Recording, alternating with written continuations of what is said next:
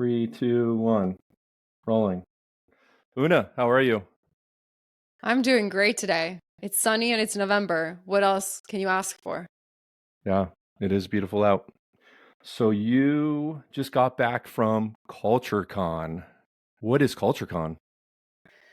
CultureCon is a conference about organizational culture, as described in the name. And it was started by these two guys that I think are doing an awesome job, Nick and Zach, because they realize a lot of leaders and a lot of people are really passionate and interested in making their cultures better. So they created a conference where obviously people give talks and there's a lot of networking and whatnot, but the whole purpose is helping people at all levels of the company, regardless of their role, be a culture agent or have ideas and tactics and skills to improve their culture wherever they are. That sounds like fun. Did you have a favorite session or talk?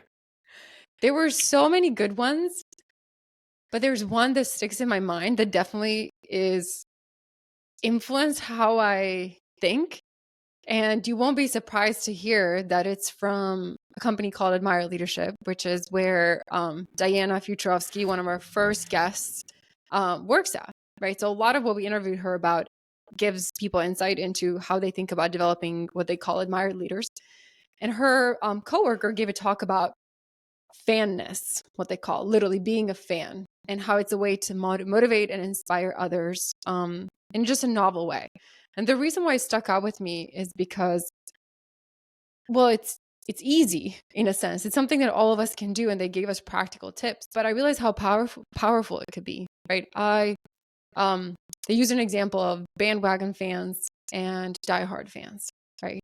Diehard fans love their team no matter what, even if they have terrible seasons, terrible 30 seasons, they love them. And a bandwagon fan only likes the team when they're doing well. So their main question for the audience is, why are you not a diehard fan of your team or the people on your team, right? Always root for them, always cheer for them. Even if the results are not always there, then you coach them and give them feedback and all that stuff. But separate the person from the results and be a fan. And as a diehard fan of all things Croatian national team, right? I was like, yeah, I get that, right? Sometimes they're terrible, but I still root for my team. And it feels like such an easy thing that we all know what it feels like. Most of us have teams that we're really rooting for. Why can't we just be that way with people? I love that. That's pretty cool. Now, of course, I'm thinking, and I'm sure listeners are thinking, how do we know if we are a fair weather fan or a diehard fan? Like, what is there to look for in somebody to kind of determine the type of fan they are? Do you think in yourself or in another person?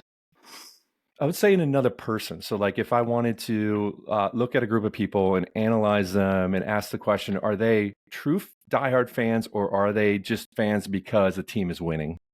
That's a great question. And I'm not sure what the speaker would say or what the Admire Leadership team would say. So I'm going to interpret it in my way. Okay. But the way you look at that, I think a fair weather fan or a group of people that are fair weather fans, when something goes wrong, there's a lot of finger pointing and blaming on each other. Let's say it's a team and something's not going well with the team. Finger pointing, blaming, thinking that we need to change out the players on the team because something's not working, or there's a lot of judgment, there's a lot of negativity.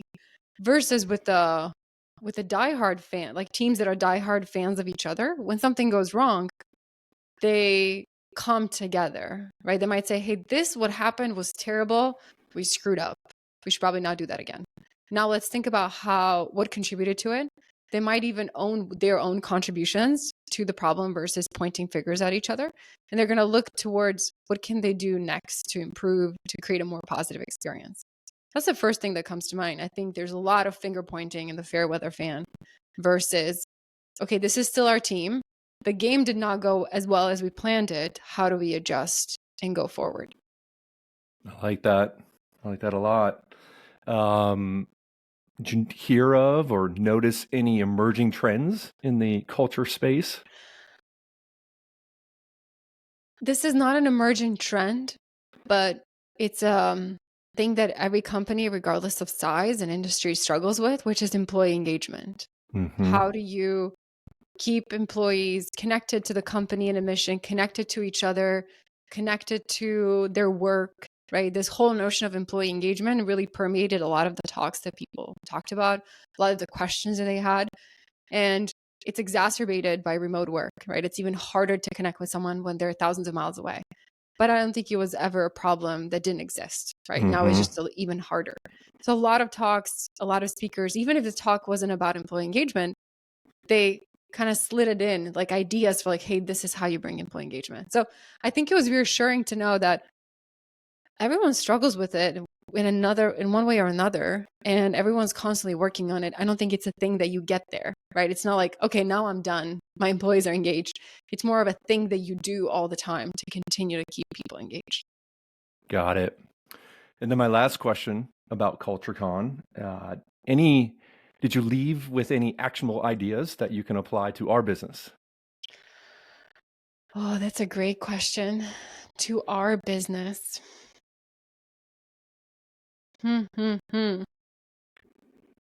There are definitely things we can be of more of a resource for our customers, right? Different employee engagement ideas that don't necessarily connect with recognition, right? There's multiple ways to engage people that doesn't just talk about recognition and rewards. Hmm.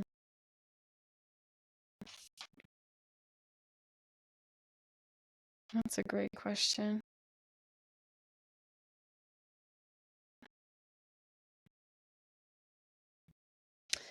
There was one guy who gave a talk, and one of the sentences in the talk was, it's not about leadership, it's about followership, right? You're not a leader if you don't have people following you. So think about, how do I get people to follow? So when you're bringing about change in a company or doing anything, it's how do you get people to follow? And one of his kind of questions to ask yourself is, can I get 5 people to move, 5 people to follow me? So the reason why I bring that up is with Hey Taco, a lot of how people get engaged and adopt gratitude as a habit is by just starting to give tacos to others, right? I give tacos to 5 people a day. Those 5 people now give tacos to 5 people a day, right? It kind of spreads as a network effect. So maybe one of the things is, how do we encourage people to give? How do we encourage people to follow each other and to give, kind of pay it forward and bring about the change in a company, which is to build that culture of gratitude where people just say thank you as a matter of fact, even more easily with Hey Taco. So maybe that was one thing of how do we make tacos spread like fire even more often as we onboard people to our product, as people start interacting with the app even further. That's great. Well, thanks for the interview, Doug. Of course. Until next time. Until next time.